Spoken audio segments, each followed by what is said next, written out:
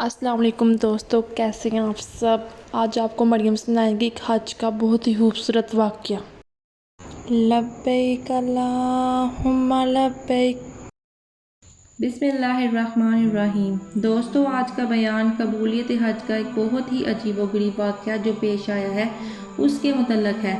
हज़रत अब्दुल्ला इब्न मुबारक फरमाते हैं कि मैं एक दिन सोया हुआ था, दो शख्स मेरे पास आकर खड़े हो गए। एक ने दूसरे से पूछा कि इस साल कितने आदमी हज पर आए हैं। दूसरे ने कहा 7 लाख आदमी हज पर आए हैं। हज़रत अब्दुल्ला इब्न मुबारक फरमाते हैं कि मेरे दिल के अंदर ये ख्याल आया कि इतने आदमी को शुमार करना तो नामुमकिन है। मालूम होता है कि ये दोनों फरिश्ते हैं। सवाल करने वाले ने पूछा कि कितने आदमियों का हज मंजूर हुआ है। दूसरे ने जवाब दिया कि किसी का भी हज मंजूर नहीं हुआ है।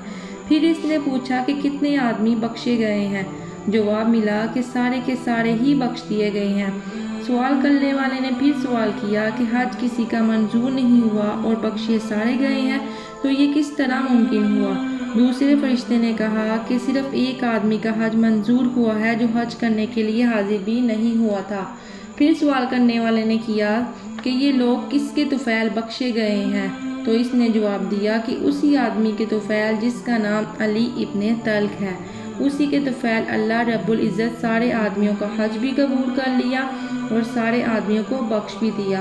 तो पहले फरिश्ते ने सवाल किया कि अली इब्ने तल्क कौन है और कहाँ का रहने वाला है।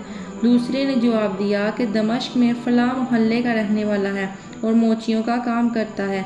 हज़रत अब्दुल्ला इब्न मुबारक फरमाते हैं कि जब मैं बेदार हुआ तो इरादा किया, जिस शख्स के तोफ़ैल 7 लाख आदमियों की बख्शिश हुई है और इसका हज भी घर बैठे मंजूर हुआ है, तो इस शख्स की तो ज़रूर ज़ियारत करूँगा। चनाचा मैं मक्का मुकरमा से फारिग होकर दमश्क चला गया। इस शख्स के नाम और मुकाम की वजह से तलाश किया, लेकिन मिला नहीं। लेकिन मैंने पक्का इरादा कर लिया था कि ज़रूर ज़ियारत करूँगा।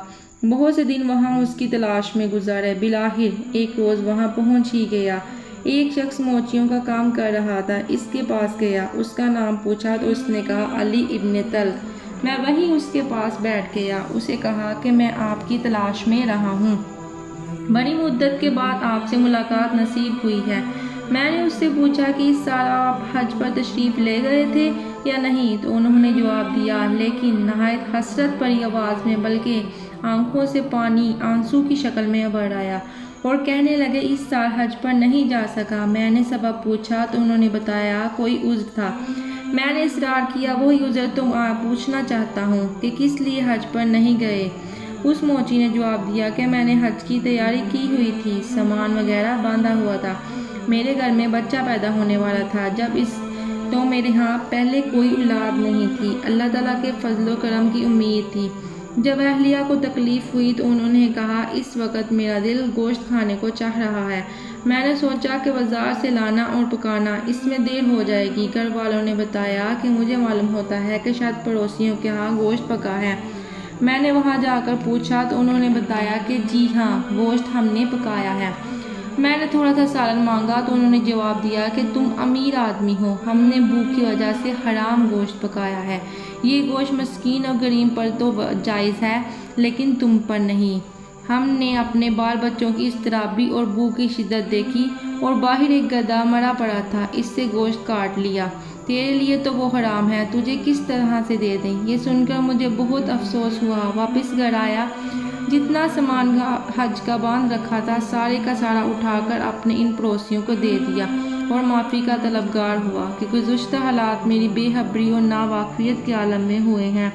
आइंदा तुम्हारा लिहाज रखूँगा और बाद में मेरे बीवी और बच्चे खाएंगे, लिहाजा मैं इस वजह से हज पर हाजिर नहीं हो सका। हज़रत अब्दुल्ला इब्न मुबारक फरमाते हैं कि आदमी तुझे मुबारक हो, हज भी इस साल सिर्फ तेरा ही मंजूर हुआ है और अल्लाह रब्बुल इज़्ज़त ने तेरे तुफ़ैल 7 लाख हाजी जो हैं इन सबको बख्श दिया है। सुबहान अल्लाह। ये अल्लाह रब्बुल इज़्ज़त का फजलो करम है और जिसे भी चाहे अता फरमाए, कोई भी उसे रोकने वाला नहीं। सुबहान अल्लाह। एक आदमी ने अपना माल अल्लाह की राह में सदका कर दिया, सहावत की, अल्लाह ने उसका हज भी कबूल किया और उसके सदक़े और तुफ़ैल से 7 लाख आदमियों की बख्शिश भी हो गई।